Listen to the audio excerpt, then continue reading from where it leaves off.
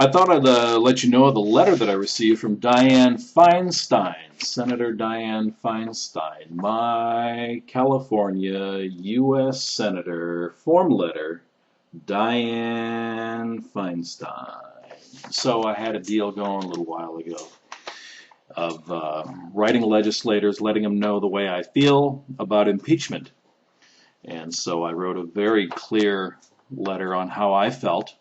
And so that was a while ago, and now I got a response from my senator, Dianne Feinstein. So here's what she wrote. Dear Joe, thank you for your letter concerning impeachment proceedings against President Bush. I appreciate the time you took to write and welcome the opportunity to respond. In our recent elections, the American people expressed clear disapproval with the path this country was on. They're tired of partisan politics and of an administration that pays little heed to the wishes of the American people. They want and deserve a Congress that holds the administration accountable and fulfills its constitutional responsibility to check and balance the executive. I share this sentiment and am determined to work hard and across party lines in the United States Senate to promote issues that are of real concern to most Americans, including the situation in Iraq and Afghanistan, homeland security, global warming, and lobbying and election reform. At this time, however, I believe that impeachment proceedings against President Bush will only divide the country even further, frustrating our hopes for a meaningful change in direction while having little chance of success. I have been deeply disappointed by many of this administration's actions have been outspoken in those instances. Nevertheless, given the challenges our country faces, I believe that we need to focus on constructive and appropriate steps that would lead us in the right direction. Again, thank you for your continued correspondence. If you have any further questions or comments, please contact my office in Washington, D.C. Best regards, sincerely, Dianne Feinstein, U.S. Senator from California. Nice form letter I received from Dianne Feinstein. Well, this is a crock of crap. They want and deserve a Congress that holds the administration accountable and fulfills its constitutional responsibility to check and balance the executive. That's called an impeachment proceeding because the reasons we went to war are not the reasons we are at war now. We were attacked basically by a country that was being ruled by leaders that that were put in place by the United States, ironically, back in the 80s when Reagan had the Taliban leaders come to the United States to the Georgia training facility and trained up their leaders good and sent them back there and called them religious freedom fighters. And now they're, same thing, now they're part of the axis of evil. They're evil. They're evildoers. Well, we're infidels, but they're evildoers.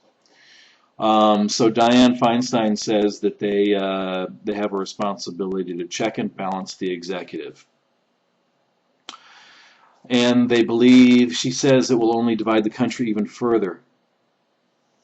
Yeah, it would have divided the country further during Nixon's time to try and convict President Nixon back then in the 70s of what he did.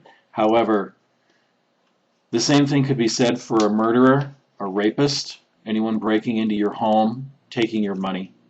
It will only go to further deepen a divide between people. And so when someone commits a crime, such as lying to the American people, that results in 600,000 dying, according to the British medical journal Lancet, they should not be held accountable. When our country is brought to war on cooked up reasons, in which the director of the CIA, George Tenet, obviously worked the books, cooked the books, and lied to the American people on behalf of Dick Cheney, and then he's fired, and then he receives the Medal of Freedom honor. That's a good reason for impeachment. That's called lying to the American people. So what would President Bush have to do in order to be impeached? So far, he's killed 3,200 American people, as of, well, just about 3,200 as I'm recording this. 50,000, 60,000 some odd are seriously injured. 600,000 Iraqis are dead. Almost 2 million Iraqis are dislocated from their homes. Reports have the entire Iraqi middle class being devastated in Iraq, so therefore if the country is reformed as one, there will not be an economic base in which to pull from as far as businesses, shopkeepers, merchants of that kind, plus the taxes that those people would pay in order to keep up the infrastructure within the country, which keeps the country sound. So most of those people have left for neighboring Jordan, Syria, Saudi Arabia, and Iran. What we're doing in Iraq is making Iran stronger, in that a good number of Iraqis are more in line with the Iranian Shiite movement, and so you've got the Shias, the Sunnis, and the Kurds, and they all hate each other. And there's several wars that are going to be coming about after we leave. And Dianne Feinstein believes that impeachment proceedings against George Bush would only divide the country further. What would it take to get him impeached? I think that's going to be my next letter to Dianne Feinstein. What does it take? Asking a simple one-sentence question. What does it take to get George Bush impeached? I think these are really bad times. I think these times are worse than Watergate, because what we were dealing with in Watergate was much of the same things, much of the same things that we're dealing with now, however, on a much smaller scale. Much smaller scale. We're dealing with national wiretapping. We're dealing with sending our nation to war against another nation that didn't attack us. And the nation that did attack us, we're forgetting about that war. And the nation that set up those that attacked us, we're not going to war with them. So you've got the country Saudi Arabia creating all these crazies through the Wahhabi school system that hate the West for basically for the reasons that they tell their people to hate the West, and then they grow up and they have visions of dying for the Muslim faith and having their 72 versions. And so the Saudis have that. They created those that attacked us on 9/11, and they came from guidance within Afghanistan and the Taliban. We attacked them, however, that war is going in the tank. And it sure looks like we're going to wind up like Russia did when they attacked Afghanistan. Yeah, sure, it's easy to plow through them initially, but they were nickeled and dimed to death, literally. And that's what's happening now with the Taliban coming back to strength and the poppies and heroin funding it, which is a losing battle for us. So all these things add up to us impeaching President Bush.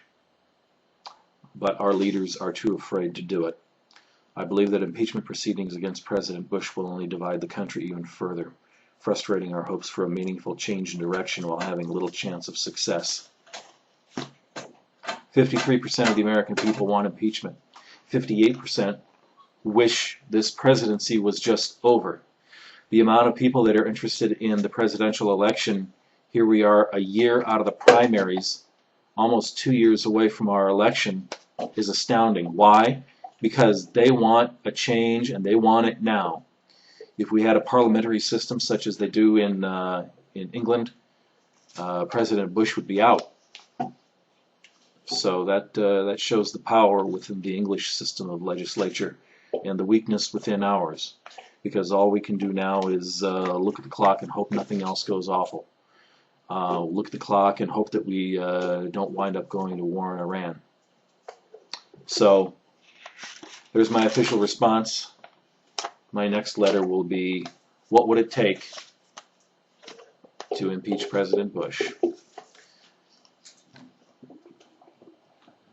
This is my coward of a state senator, Dianne Feinstein.